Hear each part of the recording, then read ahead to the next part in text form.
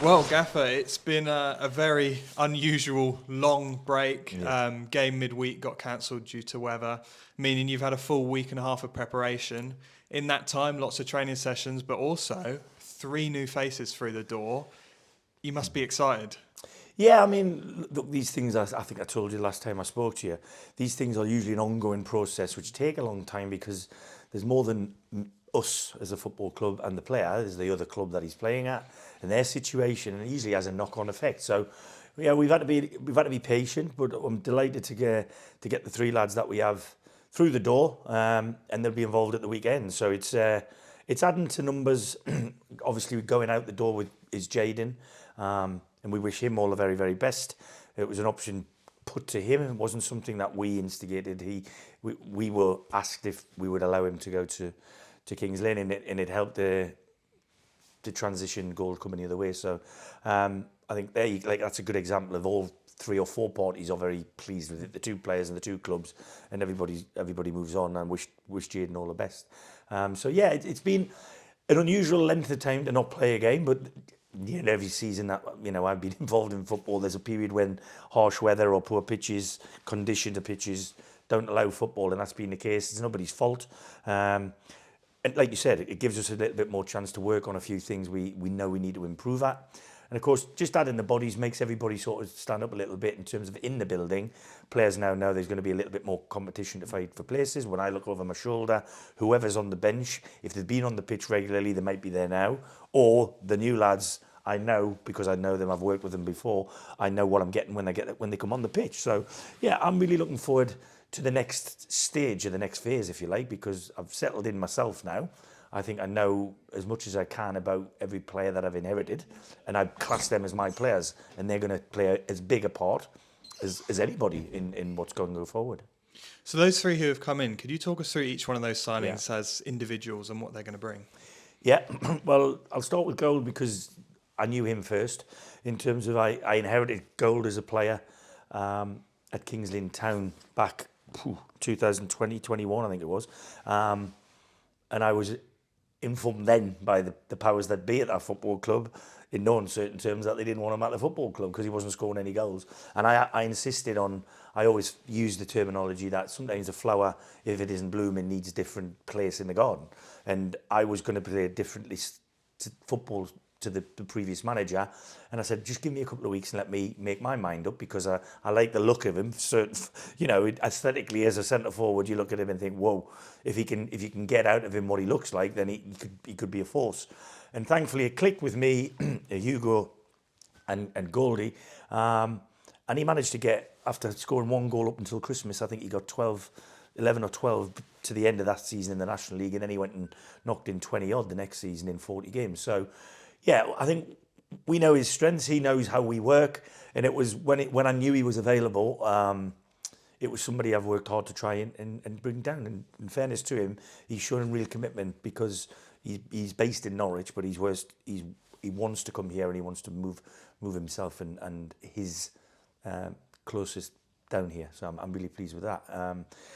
On Lackey, I had Lackey Aldershot after he had a really great season at Welling, the season that they were in the National South. I think he got Player of the Year there. Listen, don't dress it up. I think Lackey, and he knows this. What I like about him is he's a little unconventional in the modern world of football, I think.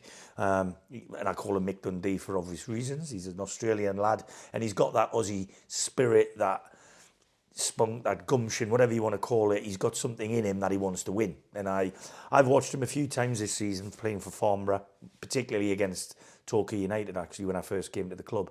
And he just shows me he wants, with all his being, to stop the ball going in his goal. Little Freddie Carter, like, if you like, that sort of player. But Freddie's going to be on the sidelines for a few weeks, and it's something I felt we needed to strengthen. Young Ola, we're going to look to move out on loan to get some games, but both Ola and Freddie, I think, have got futures with me and at this football club.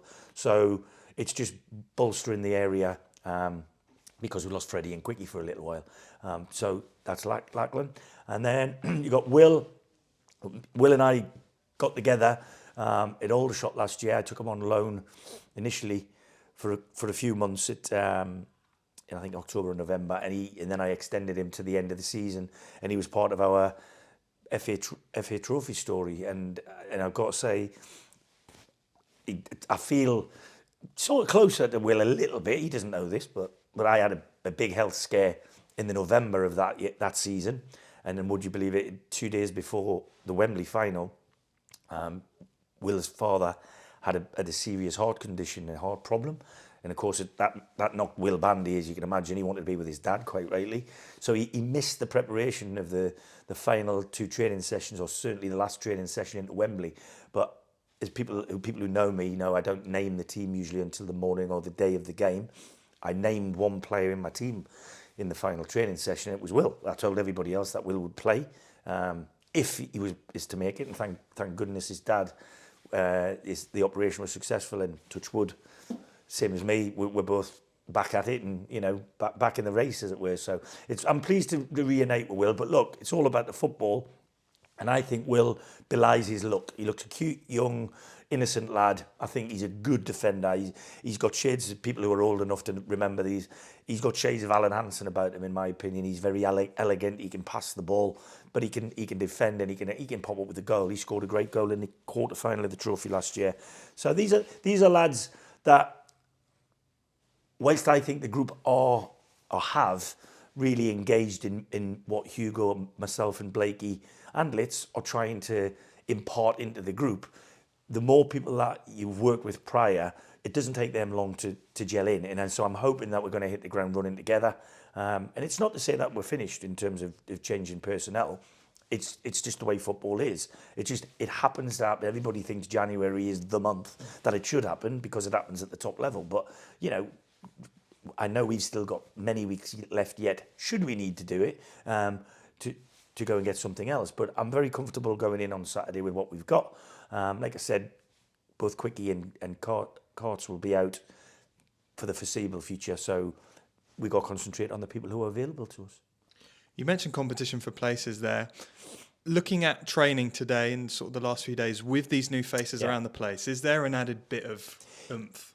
I hope so. I mean, look, players who are in the building in the positions that these lads may well play will react in one of two ways.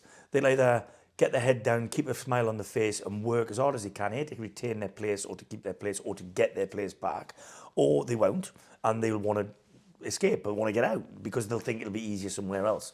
Well, my answer to that before they come and knock on my door is just keep your head down. There's nobody in this building that I don't want to be here. Okay, and there was nobody here yesterday who I didn't want to be here. It's just because 3 people have come in, it will force 1 or 2 people to consider themselves and what their position in the stepping order is, I suppose. But as far as I'm concerned, I say this to them all. I don't care about the name on the back. I care about the person in the shirt. The person in the shirt, as long as they're given everything for the badge on the front, they'll be picked on merit, whether it's training or form or whatever it is. So a lot of factors will go into picking a football team. People don't realise that. They think it's just, these earn the more money, or these are older, or he knows them. It doesn't work like that with me. It's about how we perform on a Monday to Friday, which ultimately picks my starting 11, but then my finishing 11 is as important as the starters. Well, we take ourselves to Hornchurch tomorrow, a team who find themselves towards the top of the table. What kind of a clash are you expecting out of them? Yeah, it's easy for me to see how we expect a difficult game. Of course we do. They're all difficult. There aren't any easy games, but Darryl and Stevie have done a really good job up there. I think they've put together a very astute group of people. I wouldn't imagine they need a lot of coaching. They've all got lots and lots of experience. The vast majority of them lads have played at least this and the level above. So it reminds me a little bit of a Forest Green when I was at Aldershot, in that they get the job done a lot of the time. They mightn't play particularly great by their own admissions, but they know how to get a game won. So we've got to be at it physically, we've got to be at it tactically, and we've got to be at it mentally. Simple as that. But I would say that about any game that we play. They're the next one in our crosshairs, so we're going to go up there and try and be as positive as we can. We always do that. And if we can't win the game, we'll try and bring something back.